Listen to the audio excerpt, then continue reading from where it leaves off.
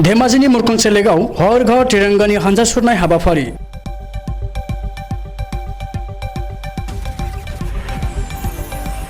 धेमाजि जिल्लानि मुरखं सेलेक जौगाखां खोन्दोआव भारतनि 75थि बोसोर उदांस्रि सान आबुं जानायजों लोब्बा लानानै आजादी का अमृत महोत्सव हर घर तिरंगाखौ आबुङै जाफुंहोनो थाखाय आसाम ग्रामीण जीविका अभियाननि रशनि सीएलएफआ सांग्रांथियारि हानजा सुरदों।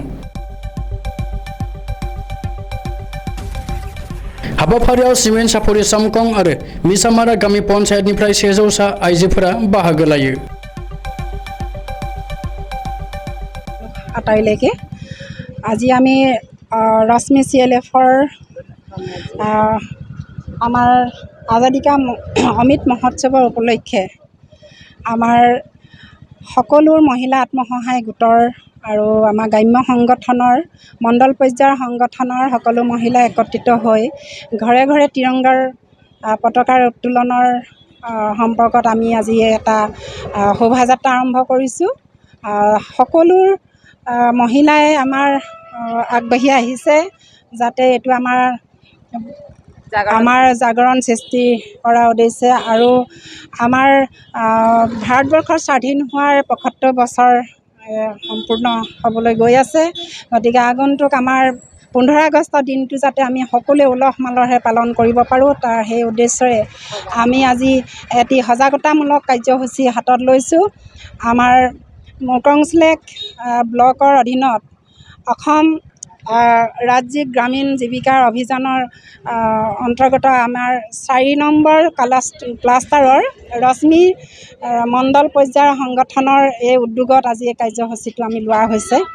গতিকে আমি আশা কৰিম প্ৰত্যেকে মানে প্ৰতি ঘৰতে যাতে এই আমাৰ জাতীয় যি তিৰংগা পতাকা এই পতাকাখন যাতে সকলোৱে উত্তোলন কৰক আৰু দেশখনৰ প্ৰতি সকলোৱে সন্মান আৰু শ্ৰদ্ধা জনাই আমাৰ অসম চৰকাৰে বা ভাৰত চৰকাৰে যি আমাক এই আজিৰ অমৃত মহোৎসৱটো যি ধৰণে উলহ মালহেৰে পালন কৰিছে এই দিৱসটি যাতে আমি আগুৱাই লৈ যাব পাৰোঁ আৰু 15 আগষ্টৰ দিনটোত যাতে সকলোৱে আমি আনন্দৰ মনেৰে সকলোৱে যাতে এই দিৱসটি উদযাপন কৰিব পাৰোঁ তাৰ কাৰণে আমি কামনা কৰিম আৰু সকলোৰ ওচৰত অনুৰোধ ৰাখিম।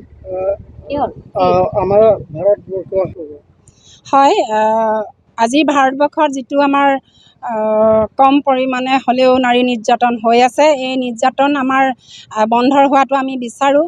আমাৰ সকলো নাৰী সমাজ এতিয়া জাগৃত হৈ উঠিছে।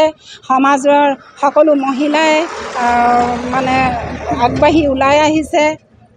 সকলো মহিলাই এই নাৰী নিৰ্যাতন হোৱাটো বন্ধ কৰিবৰ কাৰণে বিভিন্ন ধৰণে পদক্ষেপ গ্ৰহণ কৰিছে আৰু আমি আমাৰ ৰশ্মি পৰ্যায়ৰ মণ্ডলৰ ফালৰ পৰা আমি সকলো আমাৰ চৰকাৰক আমি বিষয়ববীয়াক অনুৰোধ জনাম যাতে আমাৰ মহিলাসকলৰ যাতে সুৰক্ষিত হৈ থাকিব পাৰে, মহিলাসকল যাতে নিজৰ স্বাধীনভাৱে বিভিন্ন কামত আগবাঢ়ি যাবৰ পাৰে তাৰ কাৰণে আমি তেওঁলোককো অনুৰোধ জনাইছোঁ, আহ্বান জনাইছোঁ যাতে মহিলাসকলক তেওঁলোকে সুৰক্ষা দিয়াটো মানে গুৰুত্ব দিয়ক। মোৰ এইখিনিয়ে ক'বলগীয়া। যি কি নহওক আজি আপোনালোকে গম পাইছে যে আমাৰ চিমেণ্ট চাপৰি বিহুতলিত প্ৰাংগণত আমি অসম ৰাজ্যিক গ্ৰামীণ জীৱিকা অভিযানে আমি এটা সজাগতা সমাদল এটা আজি আৰম্ভ কৰিবলৈ গৈ আছোঁ য'ত 3টা পঞ্চায়ত লগ খাব, চিমেণ্ট চাপৰি, চমকং আৰু মিছামৰা, য'ত আমি আমাৰ অসমৰ মুখ্যমন্ত্ৰী যি আমাক নিৰ্দেশ বা ভাৰতৰ প্ৰধানমন্ত্ৰী যিটো নিৰ্দেশ দিছে আজাদী কা অমৃত মহোৎসৱ আৰু ঘৰে ঘৰে তিৰংগা কাৰ্যসূচী তাৰে আমি আমাৰ এই 4 নং ক্লাষ্টাৰ বা আমি যিটো ৰশ্মি CLF বুলি কওঁ এই ৰশ্মি CLFত আমি প্ৰতিটো ঘৰে যাতে তিৰংগাখন উপলব্ধি লয় বা দেশৰ যিটো আমাৰ গৌৰৱ এই পতাকাটো চবে আঁকোৱালি লয় তাৰে এটা সজাগতা সমাদল আজি আমি কৰিবলৈ গৈ আছোঁ। আমি সমূহ 3টা জিপি ৰাইজৰ পৰা আগন্তুক দিনত চবে এই পতাকা বা কাৰ্যসূচী যিটো 13ৰ পৰা 15 তাৰিখত পতাকা উত্তোলনৰ কাৰ্যসূচী ল'বলৈ কৈছে, গতিকে চবে যাতে লয় আৰু আমি ইয়াত CLFৰ যোগেদি আমি 25টা গ্ৰাম্য সংগঠনে আজি আগভাগ লৈছোঁ। গতিকে চবে আহক, আমি এই কাৰ্যসূচীটো সফলভাৱে আগবঢ়াই লৈ যাওঁ আৰু আমাৰ যিটো শ্লোগান আমি দিবলৈ গৈ আছোঁ এই শ্লোগান আমাৰ চবে একেলগত দিব বুলি আমি আশা কৰিছোঁ আৰু শ্লোগানটো আৰম্ভ কৰিবলৈ মই অনুৰোধ জনাইছোঁ। আমাৰ কমেও 100জনৰ ওপৰত মহিলা ইয়াত অংশগ্ৰহণ কৰিছে।